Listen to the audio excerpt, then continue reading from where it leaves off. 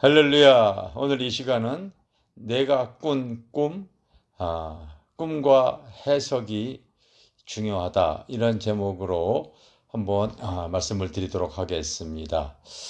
근래에 기독교인들의 그 좋은 책들을 소개해주고 읽어주는 한 사이트가 있어요. 그래서 그 책에 저희 교회에서 출간한 책이 소개가 되어져서 그 책을 보고 또 그 소개 영상을 통하여서 그 많은 분들이 저희 교회에 이렇게 또 지금 와서 상담을 받고 있습니다. 상담의 내용 중에 우리 기독교인들이 또 하나님의 계시라고 하는 그 꿈과 환상을 잘못 해석해서 큰 낭패를 당하고 그 문제를 어떻게 해결했으면 좋겠는가 하는 상담이 제법 많습니다. 지금도 제가 기억나는 한 분이 있는데 한 개척교회의 사모님이세요. 사모님께서 이 꿈을 꿨는데 자기가 지금 임대에 들어가 있는 건물 주인이 그 건물이 있었는데 그 하나님께서 꿈에 그 건물을 너에게 주겠다 이런 꿈을 꿨대요. 그래서 건물주를 만나서 그 건물을 21억에 사겠다고 이제 계약서를 쓰고서 신격계 계약금을 이렇게 마련해서 줬습니다.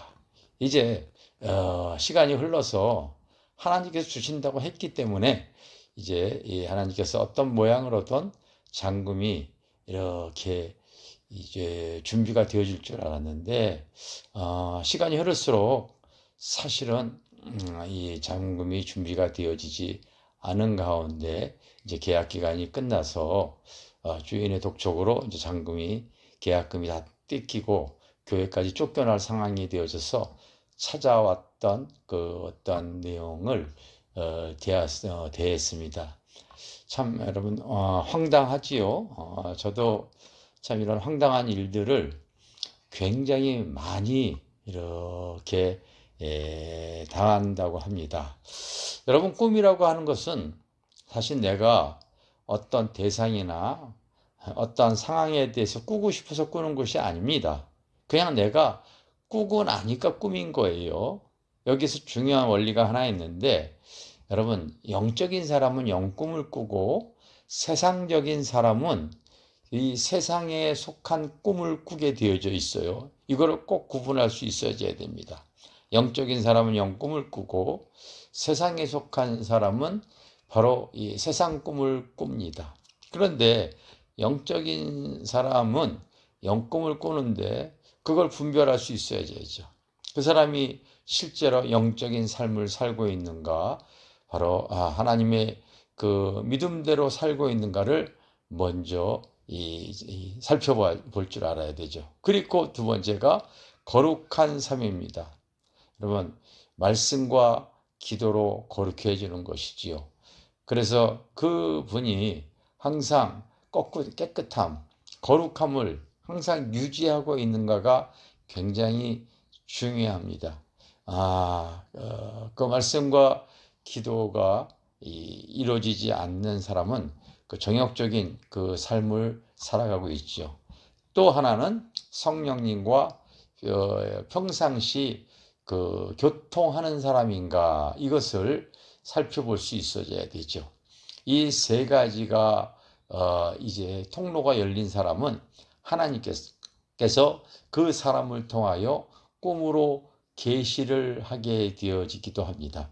근데 그 주어진 꿈에 대해서 이게 바른 환상과 이 꿈에 대한 해석을 하지 못해서 낭패를 보는 가장 큰 첫째 원인이 바로 뭐냐면요.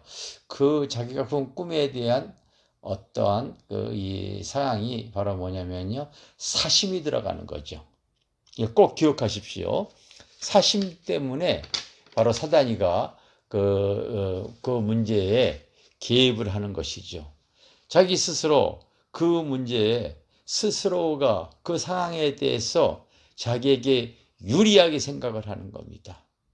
그 상황에 대해서 자기에게 유익하게 해석을 하는 겁니다.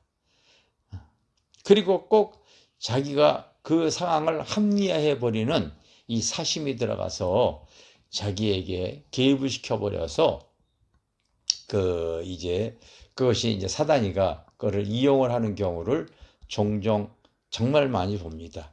초창기 때 저나 또 우리 임은진 사모도 그와 같은 그 문제로 인해서 넘어졌던 경우가 한두 번 있었습니다.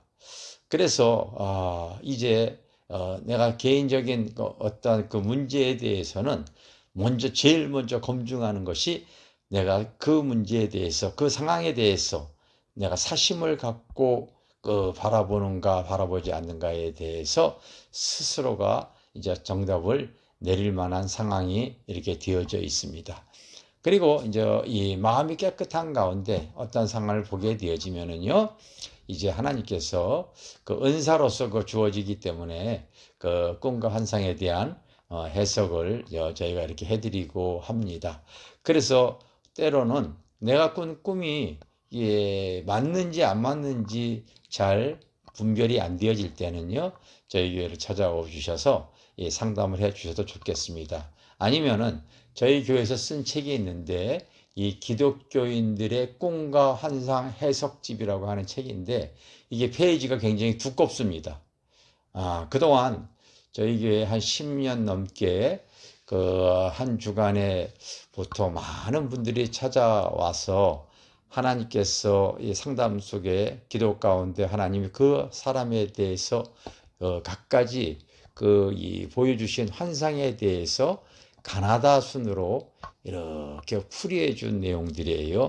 그래서 이 책이 정답은 아니지만은 그와 같은 상황에 대해서 또 비슷하게 그걸 풀이를 해 놨기 때문에 좀 도움이 많이 되어질 수 있다고 여겨집니다. 그래서 어느 신학교에서는요, 이 책을 사서 신학교의 교재로 이렇게 지금 사용하기도 하고 그럽니다. 원하옵기는 꿈과 환상에 대한 그 해석을 자기가 유익한 대로 해석해서 낭패를 당하는 일이 너무 많기 때문에 가급적이면은 저 주변의 사람에게, 영적으로 끼어 있는 사람에게 또 이렇게 도움을 좀 받기도 하고요.